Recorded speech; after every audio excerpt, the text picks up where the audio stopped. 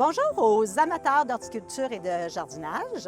Alors, nous voici de retour pour les chroniques d'Isabelle et de Gaëtane après 2 mois d'absence. On dit bien d'absence, pas de vacances, parce qu'on a travaillé fort. Donc, aujourd'hui, on est au jardin communautaire de la municipalité de Saint-Jean-Baptiste, jardin qui est situé entre l'hôtel de ville et l'école, en fait. Et ce jardin-là, il s'appelle le nouveau jardin du curé. Je t'arrête tout de suite, Gaëtane. Oui? Jardin communautaire. C'est-tu vraiment le nouveau nom qu'on doit employer? Il me semble qu'on m'a dit qu'il ne fallait plus dire ça. Oui, c'est vrai. En fait, nous, on n'a pas un jardin communautaire, d'après la définition. On aurait plus un jardin solidaire où on entend aussi le mot collectif. Oui, le jardin communautaire, c'est vraiment le jardin où on a un grand espace et les personnes ont vraiment leur petit... chacun a sa parcelle. C'est ça, a sa parcelle de terre, l'ensemence et puis s'en occupe. Ouais, chacun le fait à sa guise, c'est son petit coin de jardin. C'est ça, puis c'est souvent des endroits qui vont être clôturés. Oui. Justement pour que les gens n'aillent pas piger. Non, exactement. Ça devient comme communautaire, mais privé d'une certaine façon, parce que ça appartient à la personne qui l'utilise. C'est ça. Alors que nous, c'est vraiment ouvert à toute la population. C'est un comité de bénévoles qui est géré par la municipalité, qui va décider quoi on met dans les bacs, qui vont les semer, qui vont les entretenir, arroser, etc.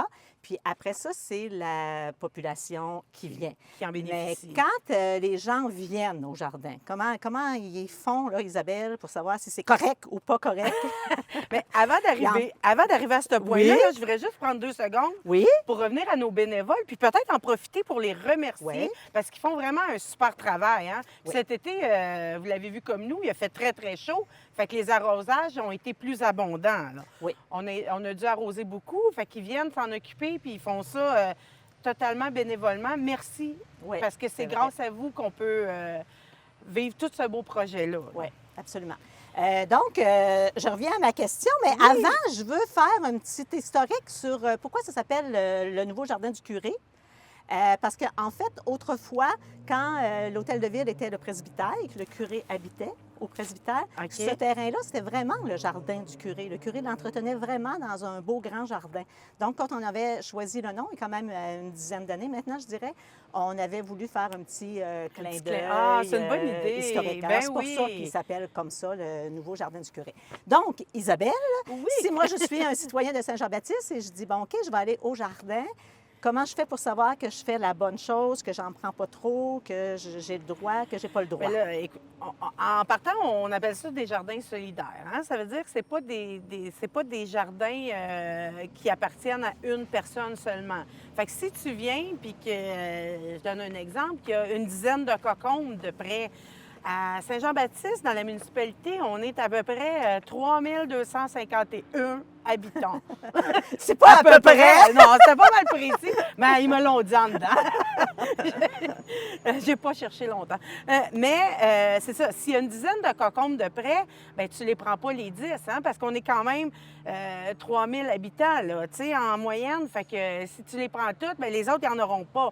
Tu sais, les jardins, on en a fait, mais c'est pas, on peut pas nourrir toute une population non plus. On accommode du mieux qu'on peut les gens. Oui, fait que tu peux en prendre un, puis en parler aux autres qui en ont de près, puis qui peuvent venir s'en chercher un, tu sais. Absolument. Mais il y a quand même une petite exception, je dirais, comme par exemple, tantôt, on ira dans le bac du basilic. Oui. Puis le basilic... si on vient, mettons, pour se faire une petite recette de pesto, bien moi, je dis toujours aux gens, bien, prends-en pour ta recette parce que le pesto, là, il faut qu'on le coupe pour qu'il reste beau. Le basilic, oui. Le basilic, oui. Le pesto, c'est plus dur à couper un peu. Il est déjà coupé. Donc, le basilic, il faut que tu le coupes pour que... ça y permet de s'expansionner. C'est ça, absolument. Il faut couper la tête. Donc, tu peux en prendre beaucoup parce que tu dis que dans 3-4 jours, ça paraîtra presque plus. Là. Il va avoir à repousser. Ça, je suis d'accord. Alors que le concombre que tu arraches à sa tige, bien, il va peut-être en pousser d'autres ailleurs, mais il ne va pas en repousser à l'endroit où tu l'as arraché. Là. Fait que, mais tu sais, Gaëtane, dans la vie, tout est toujours un peu question de logique. Hein? Oui. Mais des fois, il faut le préciser, il faut aider, emmener les gens à arriver dans une logique, mais tu sais, c'est ça. Voilà. Et puis, donc, je reviens. Dans le jardin. Bon, si elle voit du basilic qui est prêt, elle peut en couper quand même pas mal, des concombres, ce genre de choses-là, bien, on en prend quand même un petit peu. Ensuite, y a-t-il quelque chose qui nous indique que oui, on peut en prendre ou non, qu'on ne peut pas en prendre? Oui, effectivement. Mais il y a des pancartes dans le jardin qui nous disent prêt ou pas prêt. Si c'est compliqué, la pancarte rouge ou verte, un peu comme des lumières. Là, tu sais, tu peux en prendre si c'est vert, puis tu peux pas en prendre si c'est rouge. Encore là, il y a la logique qu'il faut imposer parce que c'est pas parce qu'on a un bac avec une pancarte verte prêt ou rouge. Des fois, c'est difficile, là. Oui. Tu sais, on va donner un exemple, le chou rave. Là, je vais vous inviter à nous suivre. C'est bon? Alors, le chou rave, Isabelle?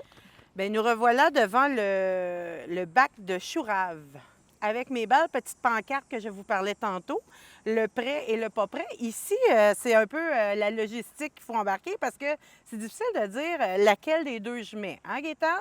Oui, parce que si on regarde bien, moi, j'aurais tendance à mettre l'après parce que ici, j'en vois qui Effectivement. sont vraiment de la bonne grosseur pour que ce soit délicieux. Si on les laisse trop longtemps, ils vont fendre, puis ça va être moins tendre. Mais si je regarde celui-ci, qui est tout petit, Ça bien serait là, je te la dirais rouge, le pas prêt. Donc, ça veut dire que si tu mets ta pancarte prêt, parce qu'on veut qu'il y en ait quelques-uns qui soient récoltés, bien, on y va, comme tu disais tantôt. Avec la Avec logique. la Ça ne veut pas logique. dire de tout arracher à l'aveuglette. C'est Fait ça, que, absolument. on se fie sur votre jugement. Oubliez pas tout le travail que chaque bénévole a mis ici. Là. Absolument. Ensuite, on pourrait peut-être aller au basilic. Oui, Hein? on va transférer Expliquer. au basilic. Donc, maintenant, nous voici rendus au bac de basilic. Donc, au bac de basilic, vous voyez qu'on a une petite paire de ciseaux ici. Donc, qui indique que le basilic, pour le cueillir, on n'arrache pas le plant, mais on va le couper. Et comme je vous disais tantôt, ça va repousser. Isabelle, je te le donne. Alors, quand vous allez couper, ça va repousser, puis ça va être encore meilleur.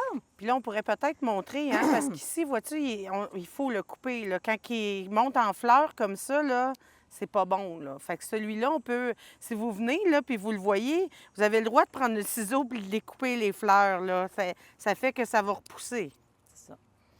Puis là, tu voulais parler de tes recettes, peut-être, là, tu sais, que c'est ça, c'est ici qu'on peut en prendre Oui, plus. bien là. oui, c'est ce que je vous disais tantôt. Tu sais, même si tu coupes une grande... Admettons qu'on coupe ces grandes tiges-là ici. Si je coupe ça ici, Isabelle, coupe donc ça ici. Puis je coupe ça ici. Bien, si je regarde mon plan, là, et ça paraît même pas qu'on a coupé. Puis, tu vois, j'en ai déjà 2 belles grappes. Fait que si tu fais ça tout le tour, tout le long du bac, bien, tu vas avoir une bonne quantité pour ta recette.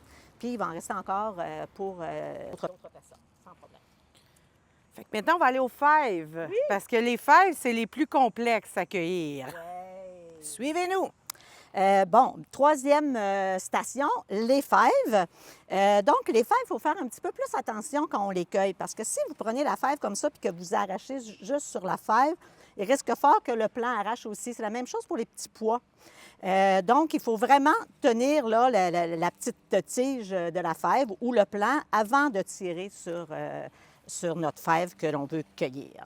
Donc, c'est pas mal... Exactement. Bien, moi, la fragilité des plants, Ah oui? ça m'emmène à un autre point qui est important.